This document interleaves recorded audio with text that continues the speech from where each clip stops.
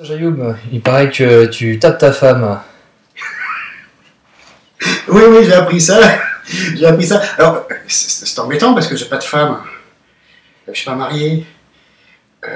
Alors, ce qui m'étonne le plus dans cette affaire, c'est que quand même la police. Eh Val, qu'est-ce que tu fais toute ta police, elle m'écoute, elle me suit, elle est pas au courant que je suis célibataire depuis le temps. Alors, vous faites quoi Vous êtes en RTT ou quoi?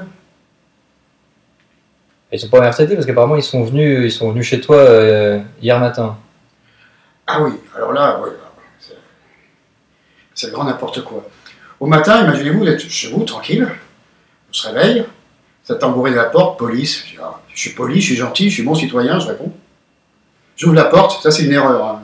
Le faites pas trop hein, quand on crie police. J'ouvre la porte, on me dit voilà, on voudrait parler à votre femme. Bon, dès le matin, comme ça, je me dis tiens, ils ont dû se tromper. Et je dis bah non, c'est pas possible.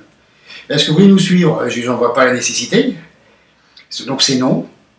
À une question, hein, il y a une réponse. Et là, en même temps, je vois ce major mettre son pied dans l'embrasure de ma porte. Et je lui rappelle une chose, je lui dis, mon bonhomme, je ne mets pas le pied dans ma porte, hein, tu n'as pas le droit de m'empêcher de fermer ma porte, c'est chez moi, là, je fais ce que je veux, je suis gentil d'ouvrir, je peux la refermer. Et alors là, je sais pas, c'est le mot ouvrir, fermer, qui n'a pas dû lui plaire, cette formule. Il a dit, on fonce. Et là, 7 à 10 policiers sont rentrés de force chez moi. Et ont essayé de me menotter, ça a été dur, ont essayé de m'extraire, et m'ont emmené pour une audition pour avoir frappé une femme que je n'ai pas. D'accord. Et eux, ils ont dit que l'arrestation avait été houleuse. Tu t'es pas laissé faire en fait. Ben non, quelle personne qui est chez lui tranquillement verrait débouler 7 types ou 10 en force qui veulent rentrer? Ben non, tu rentres pas, il faut m'expliquer pourquoi. À chaque chose, il faut une motivation, même en France. Eux, ils parlent de rébellion, c'est ça? Bon, j'y peux rien s'il faut 5 à 7 policiers pour me déplacer. J'y peux rien, qui se mettent à la muscu. Mais la rébellion, qu'est-ce que c'est? C'est quand on refuse de suivre la police, c'est vrai, mais avec violence. Sinon, ça s'appelle de la résistance passive. C'est le terme exact. Et ça, on a le droit? En droit français, évidemment. Demandez à tous les babas depuis 1968 qui se sont levés au Larzac ou ailleurs, s'ils sont poursuivis pour ça. Pas du tout. D'accord. Ensuite, comment se passe ton audition? Enfin, qu'est-ce qui t'était reproché exactement? Parce que cette histoire de violence conjugale, ça venait d'où? Eh bien alors, j'apprends qu'une femme aurait été déclarée dans la nuit que je l'aurais agressée. Et qu'elle n'aurait pas porté plainte. Mais qu'il craignait pour sa vie. Voilà. Bon, ben, je leur dis que je ne suis pas marié et que je n'ai pas frappé. D'ailleurs, cette femme le reconnaît. Hein, elle dit non, en fin de compte, Serge Ayoub ne m'a pas frappé, je n'ai pas porté plainte, ce n'est pas lui, j'ai menti. J'étais dans un état de confusion mentale qui m'a fait dire n'importe quoi. Donc ça, c'est à quelle heure que c'est établi, ça? Avant midi. Je suis arrêté au matin, avant midi, tout est réglé. D'accord, donc moment, tu aurais dû sortir à midi. Ah ben oui, ben, on fait logiquement. Il n'y a pas de plainte. Il n'y a pas de fait.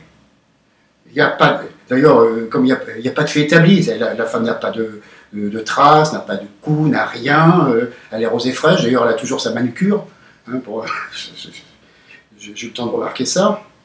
Elle dit elle-même qu'elle n'a pas été frappée, qu'elle a inventé des choses. Et moi-même, je dis que je ne suis pas au courant que je vais frapper personne. Et il n'y a pas de témoin. Alors, je fais un lien de cause à effet. On est dans le néant absolu. Ouais. Bon, et pourtant, il était maintenu en garde à vue. En plus, ça se passe mal avec la police. Apparemment, ils étaient agressifs. Ou tu étais agressif, je sais pas, mais... Non, mais je ne suis pas agressif. Je m'exprime. J'explique aux gens clairement que je suis très mécontent, voire même furieux d'être là, sans raison. Une arrestation infondée et illégale me met hors de moi. Je ne peux rien, j'ai des notions de droit et j'aime le droit. Et je pense que la France mérite qu'on la respecte. Apparemment, dans le commissariat, ils disaient qu'ils n'arrivaient plus à travailler parce qu'ils ne s'entendaient plus.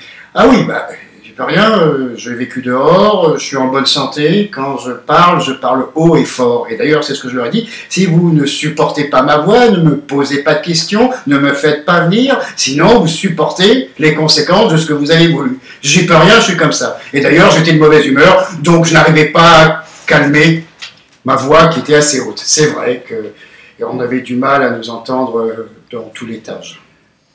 Bon, alors, il y a deux choses qui restent finalement, c'est que bon, tout ça c'est rien, mais malgré tout, à 17h, tous les médias en parlent, et tu restes, et ta garde à vue est prolongée par le parquet. Mais c'est ça qui est très étonnant. Déjà qu'on en parle à partir de 17h, à partir du moment où le parquet est vraiment impliqué. Et puis pourquoi? D'ailleurs, je me suis demandé, cette non-affaire, parce qu'il n'y a rien, eh bien, pourquoi ça continue et pourquoi ça a même lieu? Et puis j'apprends là en sortant qu'il y a des bandeaux sur BFM, que je suis dans tous les journaux, jusqu'en Alsace, en France et même en province. Les quotidiens régionaux, c'est dans ça? tous les quotidiens régionaux. Ah bah je me dis c'est peut-être pour ça alors, vu que c'est pas pour des violences aggravées. Oui parce que au début on me disait que c'était des violences aggravées. Alors je dis qu'est-ce que j'ai fait de si grave dans ces violences que je n'ai pas commises? Alors donc je vous ai démontré qu'il n'y avait pas de violence, mais le parquet a voulu démontrer malgré tout qu'elles étaient aggravées. Alors des violences qui n'existaient pas, qui étaient aggravées, c'est délirant, c'est bizarre. Et pour ça, ils ont voulu prouver que cette personne, dans ses mensonges, mentirait encore. Bon, ça paraît tout aussi C'est-à-dire qu'en mentant, qu'est-ce qu'elle a menti? En vérité, qu'elle, en fin de compte, serait ma femme. C'est important, d'ailleurs c'est pour ça que c'est relayé. Comme ça, c'est aggravé. Alors ils ont essayé de prouver par tous les moyens que cette femme serait ma femme. Ils sont même venus chez moi chercher des photos de cette femme, qu'ils n'ont pas trouvées d'ailleurs. Alors moi je pensais naïvement, vu qu'il n'y a pas de violence, que cette femme n'est pas ma concubine, qu'il n'y a rien, que c'est absurde, que ça va s'arrêter à 21h, parce que cette perquisition a eu lieu à 21h, à l'heure où tous les bons policiers sont devant la télé à regarder Derrick. Donc tu veux dire, quand tu dis violence aggravée, tu veux dire simplement préciser qu'en fait, violence aggravée, c'est violence conjugale, c'est ça? C'est ça. Voilà, voilà, c'est une violence conjugale, c'est aggravé par le fait que ça soit votre concubin ou concubine. Donc en fait, le parquet essaie de démontrer que des violences qui n'étaient pas conjugales étaient des violences conjugales. Voilà, exactement. C'est acharné à ça. Désespérément, c'est le terme exact. Maintenant, alors, qu'est-ce qu'il en est? Parce qu'il faut un bilan à tout ça. Si je suis sorti, c'est qu'il y a quelque chose. Hein, si je finis par en sortir, parce que et mon avocat et tout le monde se demandaient, même la police qui était désolée à la fin, qui se demandait pourquoi j'étais encore là. Ils avaient autre chose à faire qu'à s'occuper de moi, les pauvres. Et tous pensaient que c'était forcément politique. Mais qu'est-ce qu'il en reste? Il reste bien sûr la tentative de salir un homme et des idées.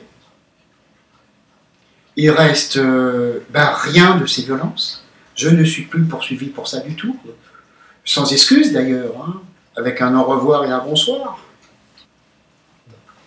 Il ne reste, et alors là on est dans l'ironie la plus abjecte, on me reproche de m'être rebellé pour une arrestation qui est infondée, vu qu'elle est prouvée et infondée, c'est établi, et qu'elle est illégale, ce qui est en vérité un acte tout à fait citoyen et ce qui est un droit. Donc je suis toujours poursuivi pour rébellion.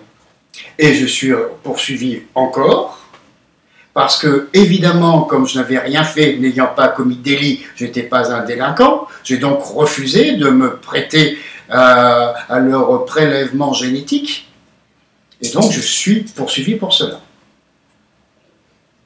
Et d'ailleurs, c'est amusant, parce que, c'est ce que je dis, en plus, ils ne sont pas finaux, au moment où ils ont voulu faire mon prélèvement génétique, c'était vers minuit et demi. À minuit et demi, dès le midi, je l'ai dit il y a 2 minutes, on savait qu'il n'y avait pas de violence. À partir de 21h, il était établi que cette femme n'était pas ma concubine, malgré tout ce que pouvait espérer le parquet. Donc à minuit, on ne pouvait plus me suspecter de tout cela. Donc cette règle qu'au fait que les suspects de délits et crimes doivent donner leur prélèvement génétique ne s'appliquait plus à moi, c'est ce que je leur ai rappelé. J'étais plus là qu'en détention pour moi arbitraire. Mais ça, c'est pour les suites contre moi. Mais il est évident que je ne vais pas laisser faire et je vais voir avec mon avocat qui est d'accord pour des suites contre cette arrestation musclée et illégale.